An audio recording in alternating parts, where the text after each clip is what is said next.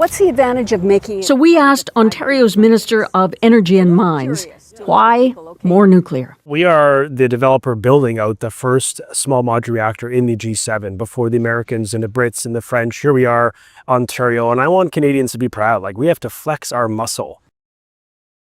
Why is Canada betting billions on small modular nuclear reactors just as its trade tensions with the United States reach a breaking point? In Ontario, construction cranes rise over the Darlington new nuclear project, where Canada is building the first small modular reactor in the entire G7. It's a historic step that signals more than a technological milestone. It's a declaration that Canada intends to lead its own industrial future. For decades, American policy dictated the rhythm of North American industry. Trump's tariffs were designed to tighten that grip even further. Yet Canada's response isn't confrontation, it's reinvention. By investing in next-generation nuclear power, Carney is transforming economic pressure into industrial pride. The SMR project at Darlington isn't just about clean power, it's about reclaiming the right to decide what kind of country Canada wants to be. The Darlington new nuclear project is part of a massive transformation led by Ontario Power Generation. It's not just another energy project, it's the cornerstone of Canada's new industrial narrative. Phase 1 involves constructing the world's first operational small modular reactor, or SMR, at a total cost estimated at 21 billion Canadian dollars. Once all 4 units are complete by the mid-2030s, they'll generate 1,200 megawatts of electricity, enough to power about 300,000 homes. According to Ontario Power Generation, the build will sustain around 3,700 jobs every year for the next 65 years, creating one of the longest industrial employment pipelines in the country's history. SMRs differ from traditional nuclear reactors in scale and flexibility. Instead of massive single-site structures, these reactors are modular, smaller, faster to build, and designed to meet regional power demands. The model chosen for Darlington was co-developed by GE Vernova Hitachi, a US-Japanese alliance, while the main reactor vessel is being manufactured in Cambridge, Ontario. For Canada, this is more than an engineering milestone. It's proof that advanced nuclear technology, something long dominated by the United States and Europe, can now be pioneered north of the border. Ontario's Minister of Energy called the project a moment to flex our industrial muscle. That sentiment captures the mood across the country, pride mixed with quiet defiance. In a world where Trump's America champions domestic dominance, Canada is proving that leadership can come through innovation, not intimidation. Yet even as Canada builds a new foundation of industrial strength, one vulnerability remains: the fuel itself. The Darlington reactor will rely on enriched uranium, something Canada cannot yet produce domestically. Under the current supply arrangement, uranium mined in Saskatchewan must be shipped to the United States for enrichment before being returned for use in the reactor. This dependency exposes a strategic fault line. Experts warn that the U.S. could interrupt the flow at any moment, especially under Trump's hardline America First policy. This is not an imagined risk. During the last year, Washington has already used resource dependencies as leverage in other sectors, such as automotive steel and electric vehicle components. The possibility that enriched uranium could become another political weapon is real, and Canadians know it. Ontario Power Generation has moved quickly to reduce that risk. The agency has opened talks with a French supplier to diversify sources and has encouraged the federal government to explore future domestic enrichment capacity. What began as a weak link in the chain is now sparking an accelerated effort to close Canada's strategic gaps. Ironically, the pressure from Washington has forced Ottawa to do exactly what Trump never intended: to become more self-reliant. By trying to dominate North America's energy market, the U.S. has pushed Canada toward deeper industrial independence. Behind the technical blueprints lies a powerful political calculation. Mark Carney has made the SMR project one of 5 flagship national infrastructure initiatives, placing it alongside major green energy and digital connectivity programs. His vision is simple but bold: to rebuild Canada's economic backbone through strategic, long-term investments that no tariff can threaten. The strategy follows months of industrial strain. The Stellantis Jeep relocation from Brampton to Illinois earlier this year cost Canada about 3,000 auto sector jobs, a painful reminder of how vulnerable the country remains to U.S. corporate decisions. In response, Carney's message to Canadians has been consistent. The path to security lies not in retaliation, but in transformation. He has encouraged Canada's massive pension fund system, worth over $3 trillion, to reinvest domestically, channeling capital into energy, infrastructure, and advanced manufacturing projects like Darlington. This Invest in Canada shift marks a cultural change, a return to building rather than buying, producing rather than importing. The SMR effort also reinforces Carney's broader pledge to make Canada a clean energy superpower by 2040. Unlike Trump's administration, which has rolled back environmental regulations and prioritized fossil fuels, Canada is trying to pair climate responsibility with industrial sovereignty. In that sense, Darlington is not just about power generation. It's about proving that Canada can chart its own economic course even while standing next to a superpower. Across Ontario, workers are welding reactor cylinders that will one day power cities. Each bolt and steel plate represents more than construction. It's a quiet declaration of independence. Trump's trade war may have been designed to pull industries back to American soil, but its ripple effect has awakened something unexpected north of the border. Canada, once seen as the junior partner in the North American economy, is now embracing a new kind of leadership, one grounded in science, innovation, and resilience. The Darlington small modular reactor has become a national symbol. It unites engineers, policymakers, and workers under a single idea: that Canada's future must be built by Canadians, powered by Canadian resources, and guided by Canadian values. The road ahead will not be simple. Costs could rise, supply chains could tighten, and political headwinds from Washington will persist. Yet the determination behind this project reflects something deeper than economics. It reflects a belief that pressure creates strength, that Canada's pride is forged, not gifted. As the concrete sets at Darlington and the cranes move into place, the message is unmistakable. Carney's government is not just building a reactor, it is building a nation prepared to stand tall in an era of uncertainty. Canada's bet on small modular reactors is a wager on its own resilience, a statement that no tariff, policy, or political storm can shake a country that chooses to believe in itself. This is Canada's industrial pride reborn, confident, determined, and unafraid to lead. Drill, baby, drill. With sour trade relations south of the border, some see it as our drill, baby, drill moment, much to the chagrin of others. We live in the greatest country in the entire world, bar none. We live in the greatest sub-sovereign nation in the world, bar none. And we could be the richest, most powerful, most secure jurisdiction anywhere in the entire world. The sound of drilling is echoing across Nova Scotia's countryside. What began as a quiet geological project has turned into something far larger. In this small Atlantic province, officials are calling it our drill baby drill moment. It's not just about rocks or minerals anymore, it's about power.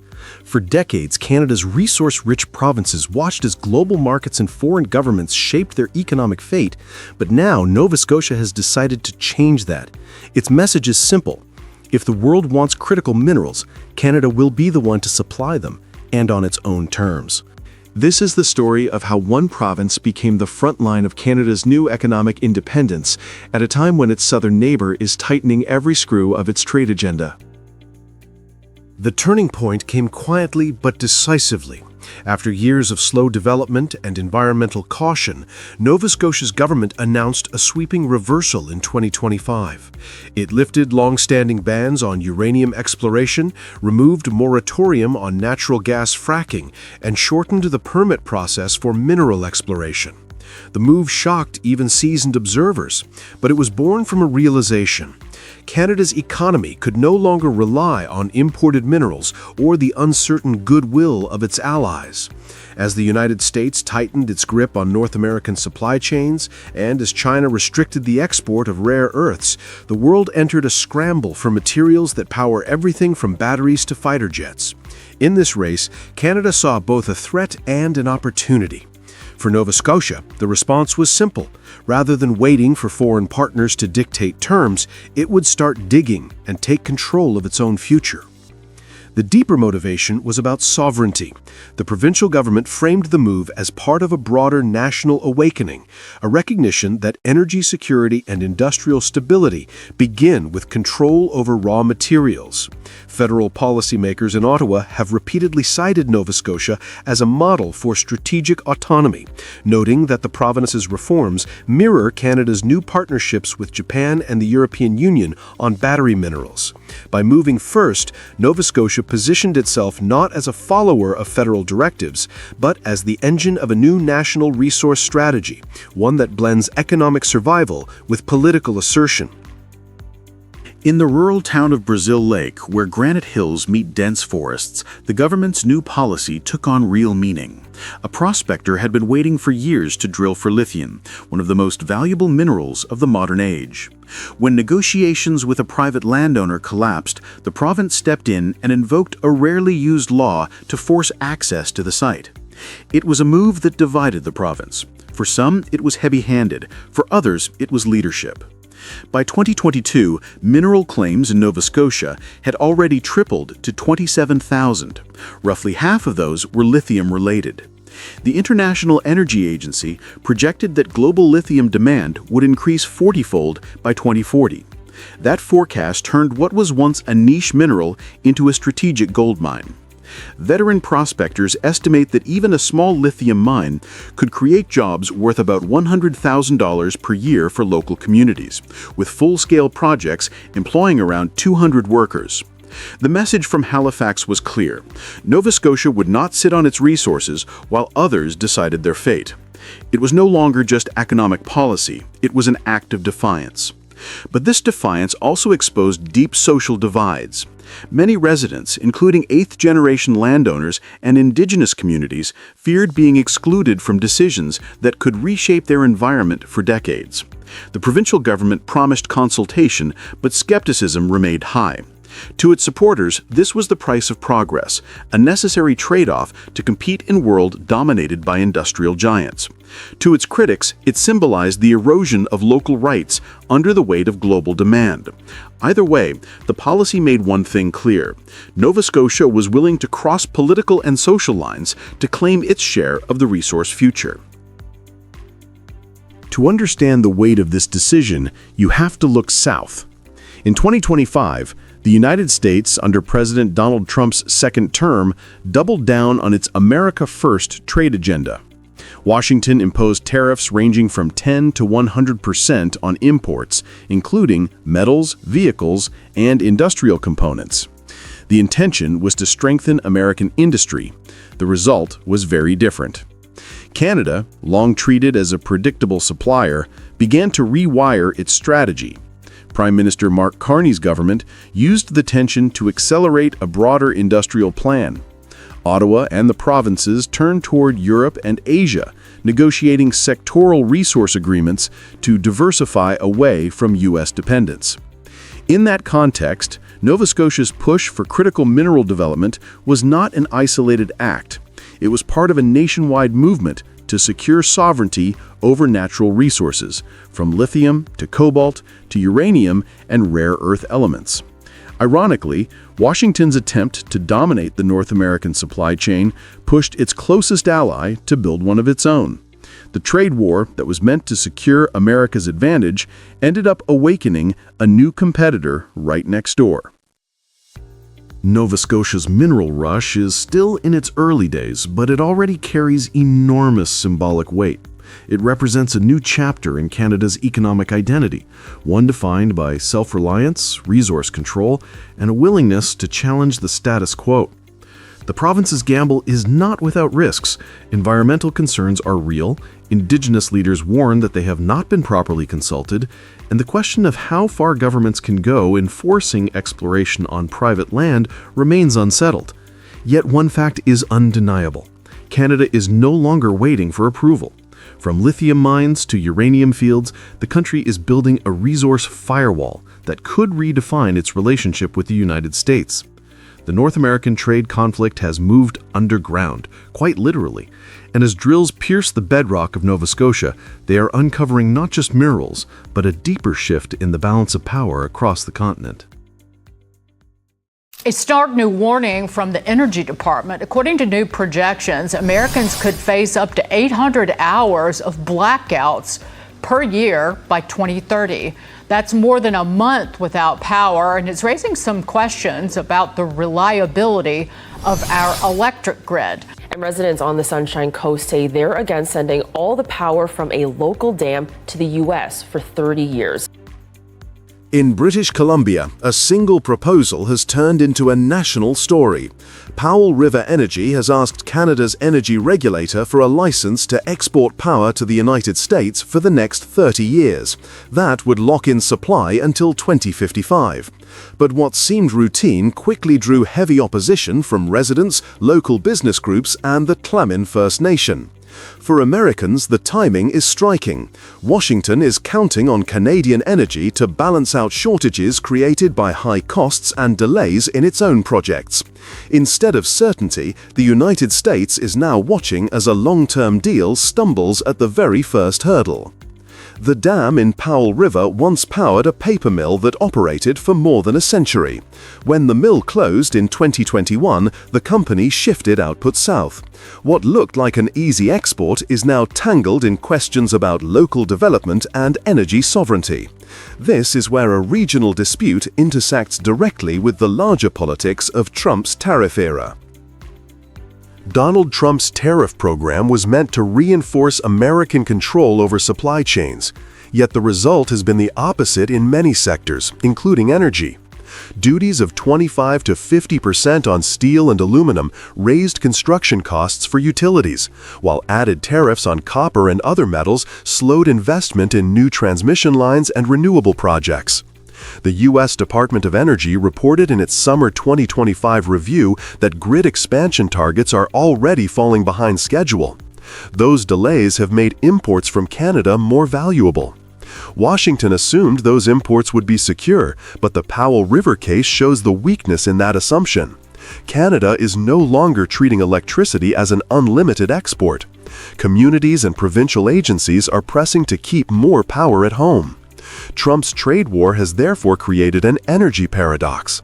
By pushing up the cost of domestic projects, his tariffs make America more dependent on outside supply. And at the same time, they give Canada every reason to tighten its grip on what it sells abroad. The opposition in Powell River is not symbolic. The Tla'amin First Nation and the Cranberry Business Group are redeveloping the mill site, and their pitch to investors includes reliable access to local power. Residents have organized through Energy Democracy for BC, warning that no one can predict what the region's energy needs will be in 2055. Even the provincial utility, BC Hydro, has filed for access under federal fair market rules. This fight connects to a broader trend. Ottawa has launched major nation-building projects in energy and resources, from liquefied natural gas terminals in the Atlantic to cobalt refining in Ontario. These initiatives share a common goal: to capture more of the value chain inside Canada. The longer Trump pushes tariffs across the border, the stronger the incentive for Canada to build industries that use its own resources rather than shipping them to the United States. Powell River is one community, but its debate mirrors the direction of national policy. For the White House, the implications go beyond one license application. U.S. manufacturers in border states already face higher costs for power-intensive production. If Canada restricts long-term electricity exports, those costs will climb further. Trump's strategy was designed to assert leverage, but it has created the opposite dynamic. Canada is learning to conserve its own energy and resources, while the United States finds itself increasingly short of reliable supply. The Powell River proposal is still under review, with a new deadline for public feedback set for October 4. Yet the larger message is clear. A policy of tariffs and pressure was meant to guarantee American strength. Instead, it has encouraged Canadian communities to resist long-term deals and hold on to what they have. What began as a local dispute now stands as another example of how Trump's approach to trade and energy is backfiring, leaving the United States facing harder choices about its own security.